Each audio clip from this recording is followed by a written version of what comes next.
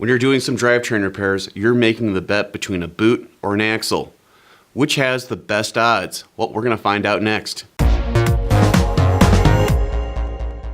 This video is sponsored by TrackMotive. 4 great lines, 1 great company. Visit trackmotive.com for more information. Anytime you're doing an inspection on the underside of a vehicle and you see a CV boot that is leaking, torn, or missing altogether, the CV joint behind it, well, it is going to be damaged. Why?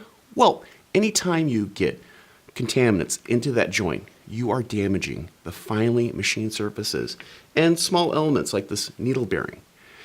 As the vehicle goes down the road, the joint rotates, that wear accumulates, and eventually you get a clicking noise in the joint. When you're replacing just the boot, well, you're not addressing the grease inside the joint itself. Replacing the complete axle, well, that's the way to do it. You're getting a brand new unit on that vehicle with a perfectly clean joint. And it is going to be a comeback-free job because you've addressed all the concerns of the customer and the vehicle. I'm Andrew Markel. Thank you very much.